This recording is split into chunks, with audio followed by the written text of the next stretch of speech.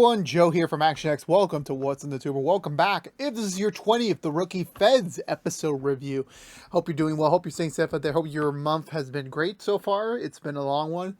I said this over on the rookie side of things yesterday, but yeah, it's been a very long few weeks for me personally. Not that much on the channel. We just did Perry Mason stuff, and then I just zoned out a lot.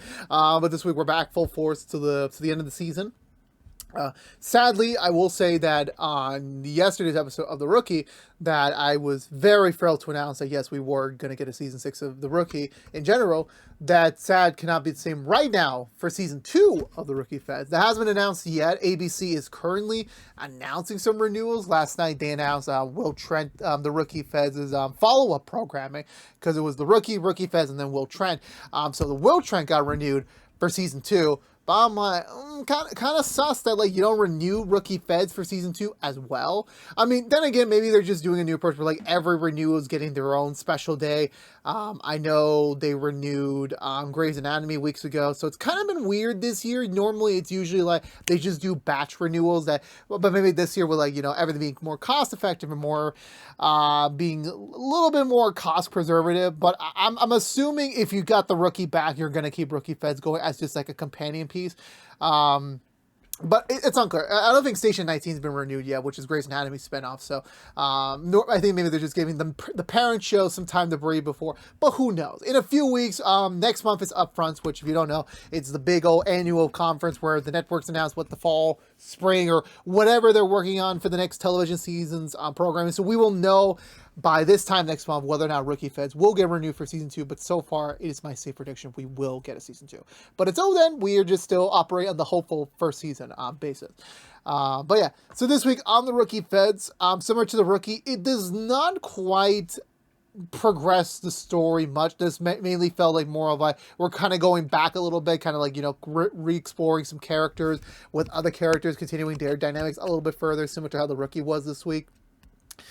I feel like this episode was kind of trying to make their own Rosalind in terms of like a recurring villain, but that was like my feeling going into this episode, but it wasn't, thankfully. But this is giving me some Gotham vibes, which, if you're unaware, in Gotham's first season they introduced a character that kind of is the Joker. It is the Joker, but they were unable to use the name Joker because logistic reason, I don't know why, it's stupid, but they inspired the mantra of like, well, one person's craziness can inspire so many other people, which kind of was the theme of this episode, but definitely they left things open-ended for like future episodes to tackle on with. So I'm a little bit curious about that. That could be a different approach, in my opinion, to once again like separate the two shows. Like, you know, it's not just the Rookie Feds has like, you know, their own separate thing. There are obviously similarities between them, but in this case, it's not entirely like so. But yeah, overall, I think this was just another fun episode of the Rookie Feds. Definitely nothing too special to write home about specifically. But thankfully, we got a crossover event next week. And then, of course, the finale to hopefully pick up the steam a little bit as we wind it down to a close this season. With that being said, let's go for the Butcher recap and talk about this week's episode of the Rookie Feds. So we begin in Idaho, where Garza is over there to meet one of his not like super old, like, you know, people he put away, but like someone in like, you know, that's kind of high up on his list of like people he really took a while to get arrested. So this guy was a mass murderer. He committed two successful attacks. One failed, a third failed one, and then he's been sentenced to prison because of just, you know, he got arrested for the 2 murders he did commit. And since then, he's kind of still been like, you know, like, oh, like, okay, fine. Well, I'm here to confess. You know, I'm about to die tomorrow. So here's the scoop. There's going to be more murders connected to me. But here's the thing. They're happening right now. So we cut over to San Francisco. It's some sort of like, you know, tech firm, and a drone shoots in and drops a package full of, you know, gas and kills everyone in the entire area. So yeah, his attack on his final days has begun. Meanwhile, Cutter's coming home from a night with his girlfriend, a very long, passionate night, as Simone puts it, the walk of shame. I still think the best walk of shame was Daredevil from last season in She-Hulk. Well, last year in She-Hulk, not last season. There was no crossover there. And, you know, she's kind of teasing him a little bit, like, you know, Cutter's, like, really kind of, you know, getting to a very deeper place with her. It's the first woman that he said "I love you" to since the passing of his wife slash Simone's mother, and it's kind of important. And they have discussed briefly about maybe moving in together. But like they're at that age, like I mean, once you get older, time becomes a little bit more shorter. Like you can't really do what you can normally do when you're younger because you have those many years. When you're older, time is kind of like you don't really know how much more you have left, so you might as well kind of accelerate a little bit. So they are considering moving in together, and of course Simone's a little bit excited about this since, hey, if you move in with her, I have the whole house to myself. And Cutter's like, hold the mo, you ain't getting rid of me just yet. It was just a preliminary discussion. Obviously, we have more to discuss. It's not going to be tomorrow I'm moving in and you're going to turn this entire house into your private crib. That's not how it's going to work.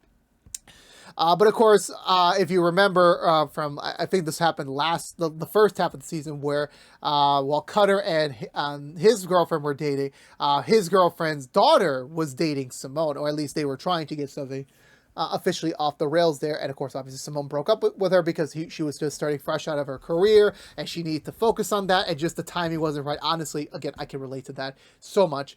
And at this point, they haven't really spoken to each other since then. And, obviously, if they are going to move into each other, they're going to have some sort of association with each other moving forward. And obviously, yeah, that's going to kind of, come with its own, layers and such. But that's a question for another day. The entire team gets summoned over back to HQ where Garza is speaking to them via holophone, telephone. That, so this mass murderer, he committed a murder, even though he's been under very tight security, has no realistic way to contact the outside world. But supposedly, he successfully committed an attack in another state, at the same time. So it's like, it's kind of, Ceramic is like, they have to figure out what's going on. Meanwhile, I forgot to mention that, before that, it's been a while. I apologize. Damn, I forgot the name. Damn it. It's been so I remember the girlfriend's name, but like, I do remember I'm sorry. It's,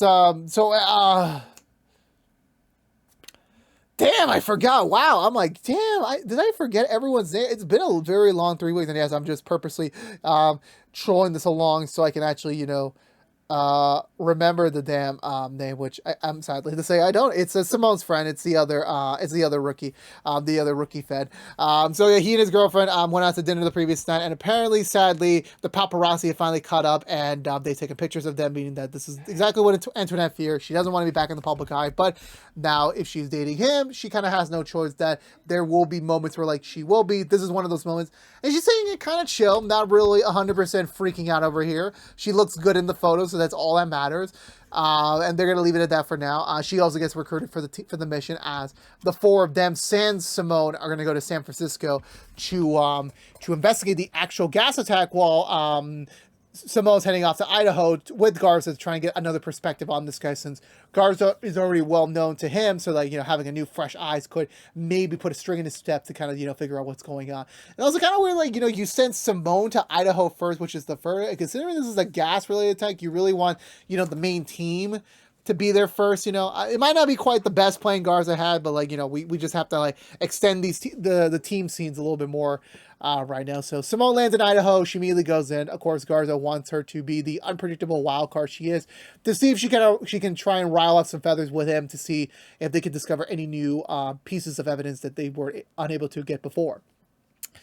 So she goes in, he's immediately like, kind of like, oh, who are you? Like, type of ordeal. Nothing really much. He's now speaking in this prophetic voice of like, he believes in the devil, and that, all of this is going to go to plan for his new world order. So to speak. And of course, obviously, this is just like, okay, nothing too special over here, to be honest with you, and Simone doesn't really get anything out of it. So meanwhile, let's go back to the San Francisco team, where they're still waiting for CDC to clear the area in case there's any, leftover contaminants in the air. But of course, obviously, considering the fact there could be other pressing attacks that are about to happen, they really can't do so. So Antoinette volunteers to go in, get some samples, and then allows herself to go back to LA so she can pursue the samples further to see what the exact components of this gas bomb was, so they can figure out what the MO is. Meanwhile, in Dallas, a woman in a parking lot gasses up an entire elevator full of dudes as part of the message of like, anyone can get attacked. What's the actual, connection with these people? Not really sure at this margin. So meanwhile, Garza and Simone are back in Idaho. They're just trying to figure out what the heck's going on. How is he getting into contact with these supposed followers, even though he's under very tight security? He has no contraband, no sort of real form of communication. So he's trying to figure all that out, and while doing so, Simone gets a call from Dina, her ex, letting her know that, like, yeah, we have dinner tonight. Maybe that you need to know so you can come. And Simone's like, I'm not sure if I'm gonna leave Idaho tonight. I'm not sure if I'm gonna get there by tonight. And Dina's just still like kind of like pushing her buttons of like, oh, once again you're choosing work over family, and people you're supposed to care about. And honestly, like kind of again, she's a Fed, like. She's going to be out of town. Like, what do you want us to do? Like, there's no guarantee. It's what the job is. Even he pokes her buttons a little bit. No other choice. They just decide to check out his library, see if there's anything on the books that he's reading. There's nothing really of importance. The librarian comes over and yells at them for just, ruining his books and everything. But while Simone is being a little bit like, careful eye, she swipes one of the books from his hands and reveals that the actual book itself, all the pages, can easily rip out the spines, and they find these Morse numbers inside the book, and they find a recent one that's not yet crossed out, indicating that, like, this must be the more recent message. So they go to decode this. It's a bunch of, like, Bible phrases being combined together to say a sort of message. And definitely this was like the crucial mom mentioned of, like, go ahead, go kill, say the word, and, like, do the work that the almighty devil acknowledges for us. Meanwhile, when the rest of the team get back to LA, Brendan, there we go. Is it Brendan? Yeah, it's Brendan. Brendan tells Antoinette that, like, yeah, so since the first paparazzi reported, a lot of other websites have been picking up the story, trying to, like, gather more information to make it more new for them to get more clicks. And one of the things that he was noticing is like, oh, they're making up all these false information about you, and that you were part of an art heist or something, or that you ran away. And Antoinette's like, oh yeah, those are true. And I'm like, wait, what? And it's like, I would not picture that from Antoinette. But then again, she did say that she had a pretty crazy life back in France before everything happened, so that wasn't entirely left uncertain. And Brendan's like, obviously concerned, like, what? Like, how did I not know this? And Antoinette does bring up a good point. Like, they're still starting their relationship, so you're not going to spoil everything about her life in, like, the first few months. So I'm like, that makes sense. Like, I see that happening. So I think from there, yeah, the whole team are still, they're matching up potential people, but, well, who can they also have some sort of communication with the guy? They find this one person who's a drone maker who visited him a few times in prison, who was recently in San Francisco, and now he's back in LA. So, they get him, but sadly he destroys his phone. And then when he also is in interrogation, he, takes a sinus pill that's in his freaking glasses, and he chooses killing himself, refusing to give any sort of information about him. So they're again trying to figure out, like, how does he get this entire message throughout this entire countrywide effort.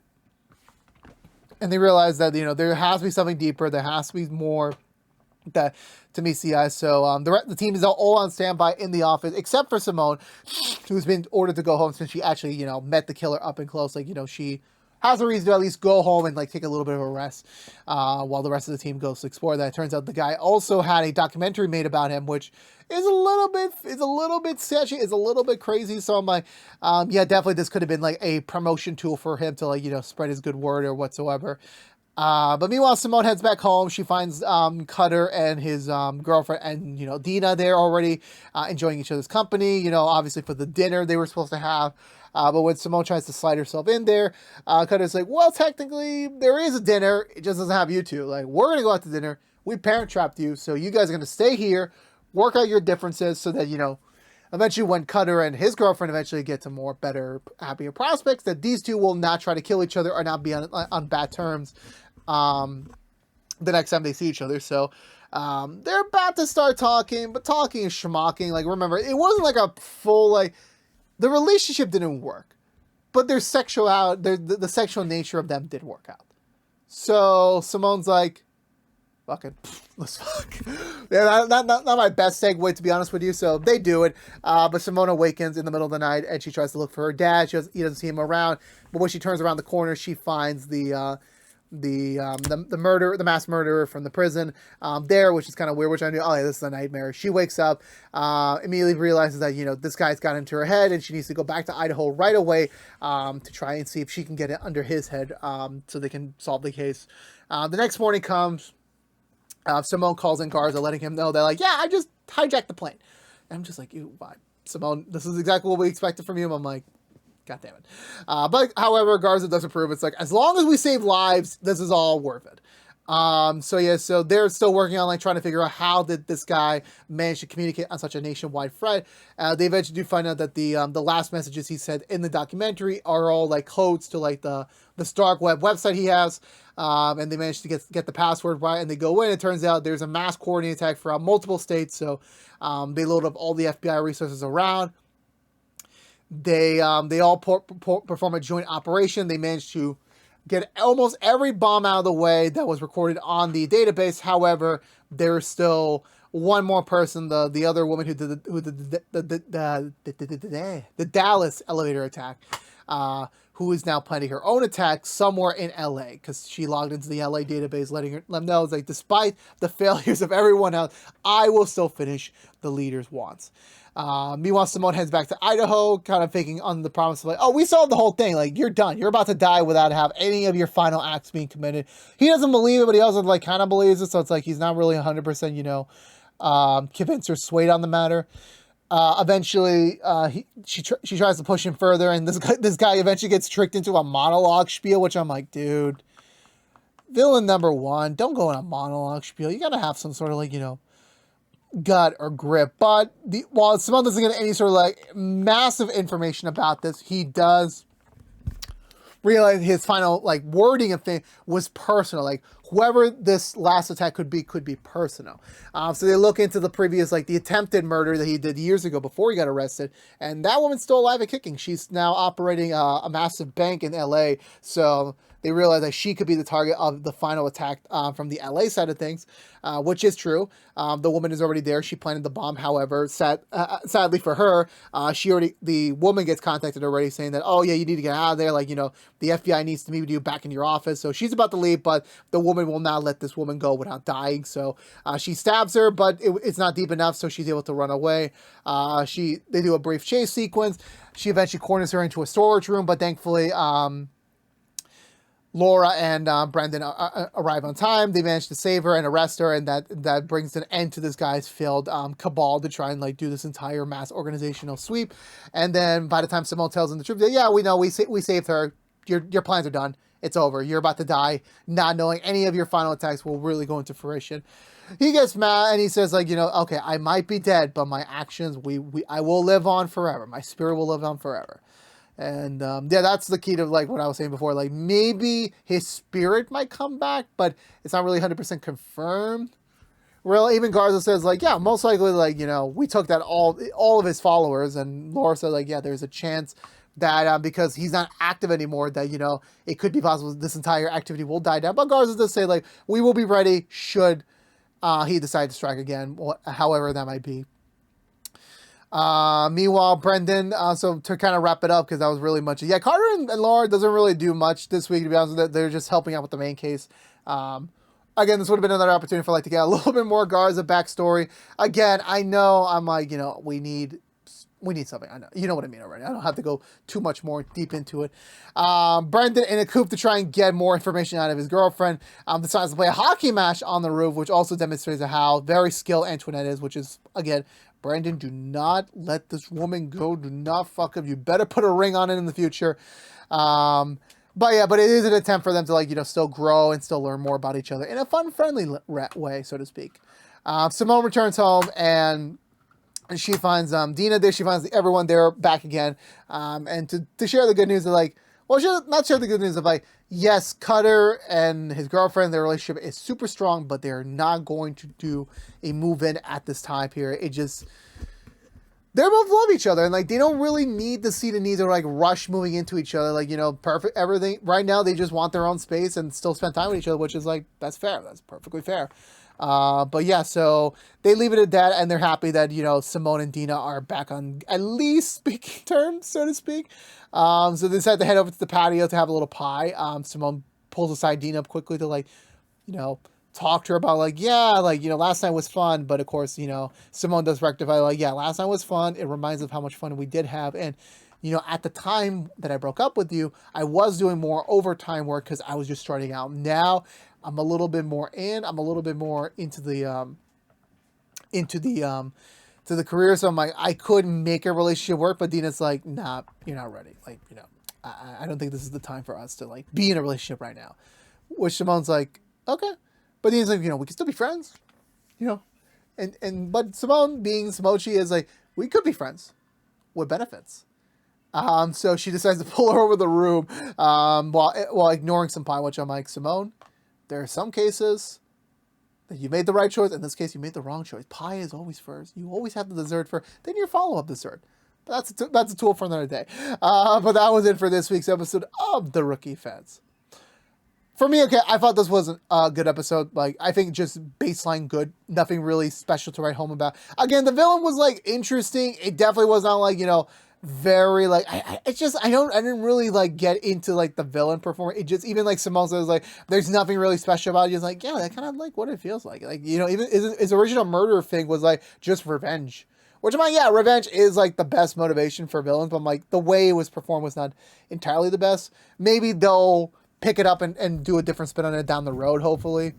Brendan and Antoinette getting to learn more about each other in terms of, like, just a fun, friendly matter was interesting. It definitely, like, you know, paints Antoinette as more complex, has more of, like, an interesting backstory that, like, you know, than it seems to be. Simone and Dina kind of, like, being friends with benefit. Like, does that affect things with, like, Simone and the detective and Wilshire? I don't know, 100% to be honest with you. Like, it does definitely feel like, you know, maybe that could be fair. We know they have feelings for each other. Like, they have an attraction to each other. But right now, you know, Simone's not taken. She's single.